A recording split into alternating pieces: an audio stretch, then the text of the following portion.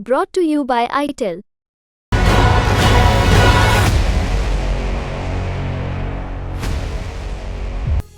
नमस्कार, चुनावी श्रृंखला में स्वागत है आपका। मैं हूं आपके साथ अर्पिता आर्य। एक बार फिर आपके लिए लेकर आए हैं आईपीएल का डबल डोज, जहां इंडियन पॉलिटिकल लीग में लगेगा इंडियन प्रीमियर लीग का तड़का। नमस्कार, आपके साथ मैं हूं सईद अंसारी। आपको हम बताएंगे आईपीएल के मैदान में भी कैसे हो रही है अर्पिता जी 400 पार की चर्चा जिस तरह राजनीति में हो रही है, और क्या आज हम ये भी बताएंगे कि दिल्ली अपना दम दिखाएगी। तो चलिए सईद, फिर शो की शुरुआत करते हैं सियासी पिच पर बल्लेबाजी के साथ। लोकसभा की चुनावी टूर्नामेंट में पहला मैच 19 अप्रैल को खेला जाना है, यानी पहले चरण की 102 सीटों पर मतदान होंगे। और इस मैच में कौन छक्के चौकों की बरसात करेगा, कौन क्लीन बोल्ड हो जाएगा, ये तो समय बताएगा। मगर इतना जरूर है कि मैच से पहले स्कोर बोर्ड को बड़ा करने के अपने अपने दावे हो रहे हैं। प्रधानमंत्री मोदी ने अब की बार 400 पार वाला शॉट खेला, तो राहुल गांधी ने भी यॉर्कर मारकर बता दिया कि वो बीजेपी को 150 पर आउट कर देंगे।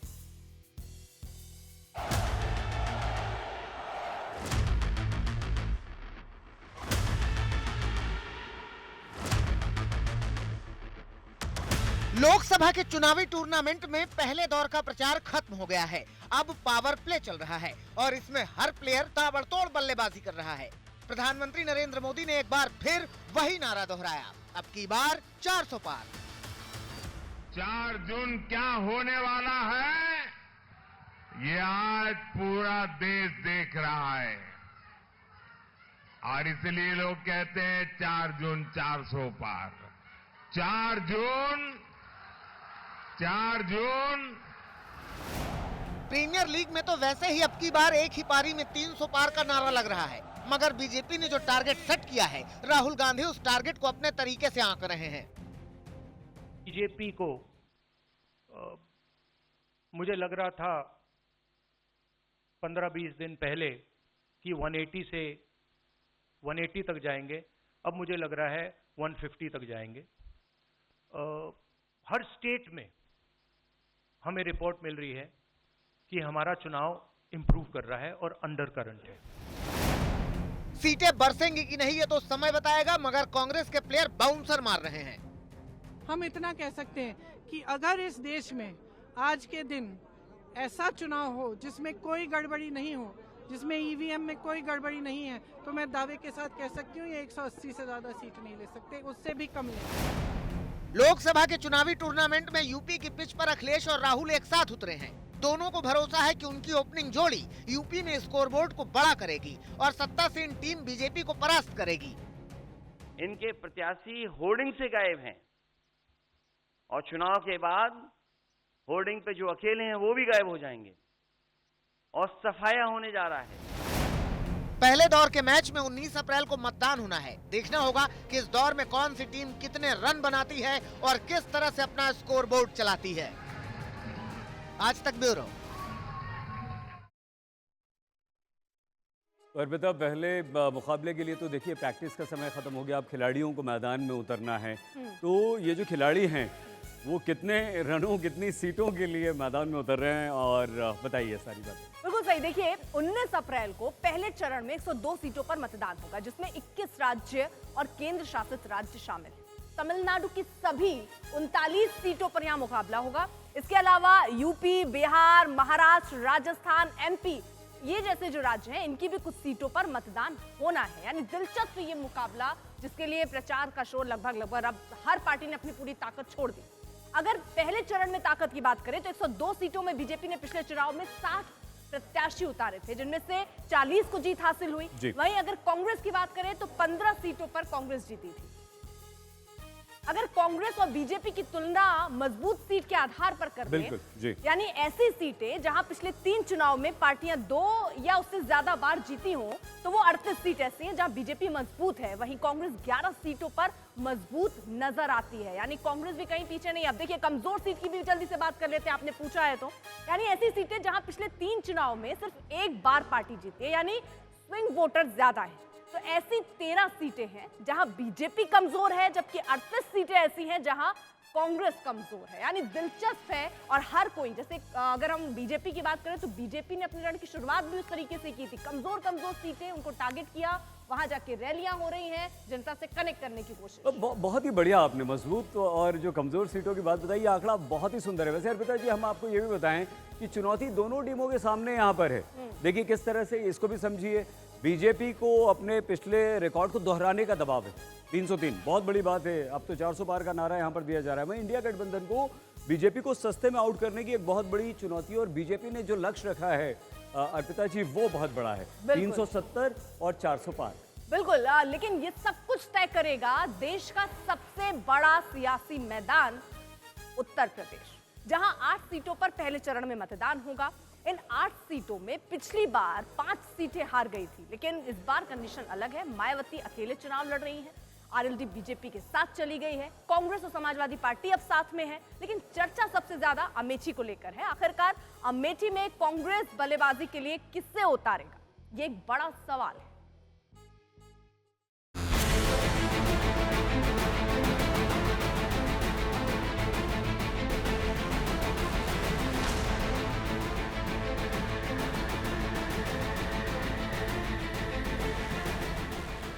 यूपी की सियासत में जब 2 लड़कों की ओपनिंग जोड़ी बैटिंग के लिए उतरी तो पहला बाउंसर ही अमेठी की पिच को लेकर फेंका गया।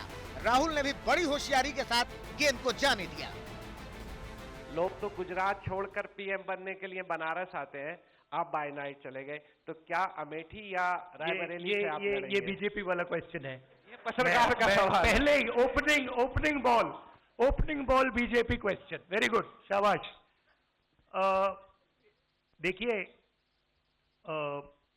अमेठी की बात कांग्रेस का डिसीजन है। जो भी मुझे ऑर्डर मिलेगा मैं वो करूंगा। सीईसी मीटिंग, हमारी पार्टी में सीईसी मीटिंग्स में ये डिसीजन लिए जाते हैं। बट पहला बीजेपी का question, good question, thank you. Congress को लेकर यूपी की सियासत में सबसे बड़ा सवाल यही है कि क्या राहुल गांधी अमेठी से चुनाव लड़ेंगे। कांग्रेस अमेठी से चुनाव लड़ने के संकेत तो दे रही है, लेकिन अपने पत्ते नहीं खोल रही है। सवाल ये भी है कि क्या वायनाड में होने वाले चुनाव का इंतजार कांग्रेस कर रही है। वहां मतदान के बाद कांग्रेस क्या अमेठी की सीट पर प्रत्याशी का ऐलान कर देगी। I hope the CEC will take a call on that. You know that Rahul Gandhi is not afraid of elections. मैं अमेठी बोल रही हूँ, मैं अमेठी बोल रही हूँ, नई अमेठी बोल। इधर राहुल ने अमेठी के मैदान को लेकर पत्ते नहीं खोले तो उधर बीजेपी ने अमेठी को लेकर अपना थीम सॉन्ग भी निकाल दिया।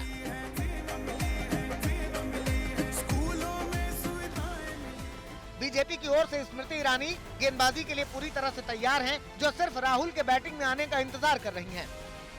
15 साल निकम्मे सांसद को ढोया, जिसने काम नहीं किया, जीतने के बाद भी गायब रहा, और अब अमेठी की वफादारी पर ये तोहमत लगाते हैं। अमेठी के सियासी मैदान में जहां दूसरी टीम के फाइनल होने का इंतजार है, तो वहीं रायबरेली की पिच पर अभी दोनों ही टीमें फाइनल नहीं हुई हैं। सोनिया गांधी के राज्यसभा जाने के बाद प्रियंका को लेकर अटकलें तेज हैं।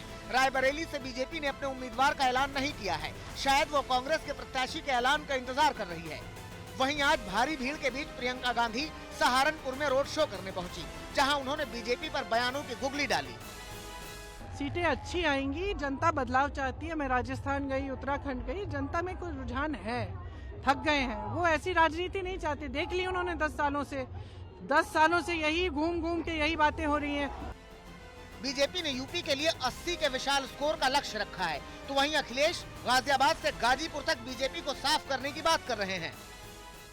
इस बार भारतीय जनता पार्टी को गाजियाबाद से लेकर के गाजीपुर तक इंडिया गठबंधन सफाया करने का काम करेगा। आज दोनों पार्टियां आईसीयू में पड़ी हुई हैं और जनता इनको ऑक्सीजन देने को तैयार नहीं है, इसलिए इनके दावे या इनके द्वारा दिए गए बयान का अब इस लोकसभा चुनाव में कोई महत्व नहीं है। यूपी लोकसभा चुनाव के लिहाज से सबसे अहम सियासी मैदान है।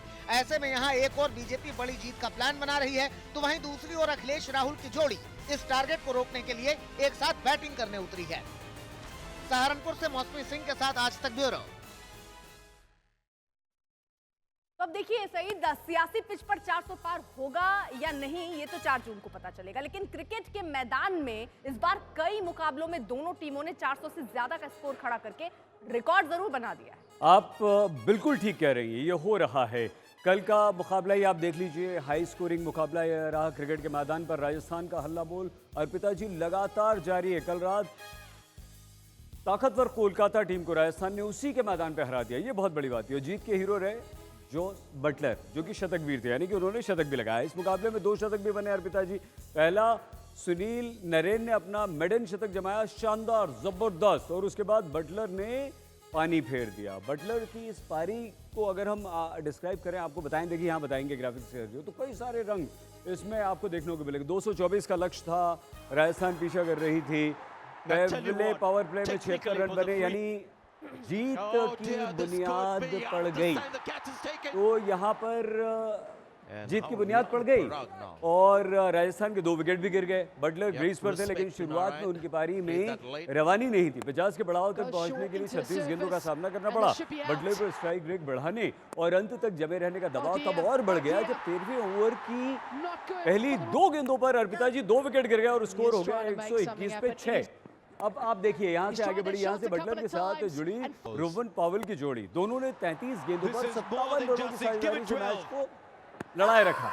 लेकिन 17वें ओवर की 5वीं गेंद पर 7वें विकेट के तौर पर पावेल के आउट होने पर समीकरण हो गया 19 गेंदों पर 46 रन का। सोचिए आप, ये क्या जबरदस्त यहाँ पर रोमांच था, मुकाबला खड़ा था, चल रहा था। 19 पे 46, यानी मतलब दिक्कत ये थी सईद जी कि यहाँ से बटलर के साथ कोई ढंग का बल्लेबाज ही नहीं बचा। विकेट भी बचाना था, रन भी बनाने थे और वो भी चेस। जी बिल्कुल अर्पिता जी, आप ठीक कह रहे हैं। बटलर ने ऐसा ही किया। 18वें ओवर में उन्होंने 18 रन लूट लिए। ये ओवर मिचेल स्टार्क का था, जबरदस्त। सोचिए 18 रन, 19वें ओवर में फिर से 19 रन, ये अद्भुत रहा, जबरदस्त। अब आखिरी ओवर में चाहिए थे सिर्फ 9 रन। पहली गेंद पर बटलर ने छक्का जमा दिया, लेकिन मैच अर्पिता जी आखिरी गेंद तक गया। क्यों गया, ये भी बड़ा इंटरेस्टिंग रहा, क्योंकि वरुण चक्रवर्ती ने 3 गेंदें डॉट फेंक दी। अब मैच फंस गया। 5वीं गेंद पर 2 रन बने, आखिरी गेंद पर 1 रन चाहिए था, लेकिन बटलर ने बिना किसी परेशानी के वो 1 रन बना लिया। ऐसा दूसरी बार हुआ है अर्पिता जी अब जो ये रिकॉर्ड बना। सीजन में बटलर का यह दूसरा शतक था और इससे पहले बेंगलुरु के विरुद्ध शतक जमाकर उन्होंने विराट के शतक को धुंधला कर दिया था, आप जानती हैं। तो इस बार नरेन की पारी पर ग्रहण लगाने की बारी थी। लेकिन जो भी कहिए, मैच का पहला हाफ तो नरेन के ही नाम था। उन्होंने ऐसा काम किया कि खुद किंग खान शाहरुख खान झूम उठे थे। बिल्कुल ठीक कह रही हैं आप, बिल्कुल ठीक कह रही हैं अर्पिता। नरेन क्या खूब खेले। आईपीएल में उनकी ताबड़तोड़ पारियां आपने पहले भी कभी देखी है इससे, लेकिन इस बार उन्होंने इसे शतकीय मुकाम दिया और सिर्फ 49 गेंदों पे, याद रखिए 49 गेंदों पे शतक पूरा किया। 6 छक्के जमा दिए। T20 फॉर्मेट में ये उनका पहला शतक था। ये नरेन की पारी थी जिसने कोलकाता को न सिर्फ 200 के पार करवाया बल्कि 223 के स्कोर तक पहुंचा। उन्हें अफसोस होगा कि उनका शतक काम नहीं आया।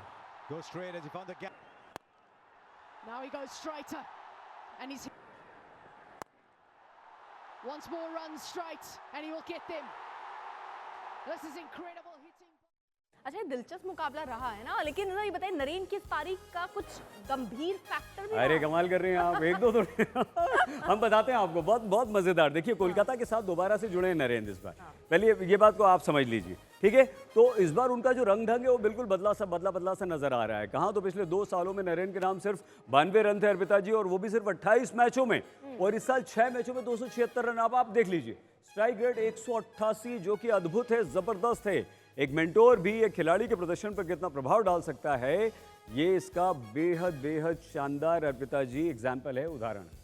देखिए क्रिकेट में तो रिकॉर्ड बन रहे हैं, मगर क्या चुनावी टूर्नामेंट में बीजेपी रिकॉर्ड बनाएगी या क्लीन बोर्ड हो जाएगी, ये तो 4 जून को मालूम चलेगा। मगर इतना जरूर है कि बीजेपी राम के नाम पर शॉट खेल रही है और विपक्ष भी धर्म के नाम पर बाउंसर और यॉर्कर मार रहा है।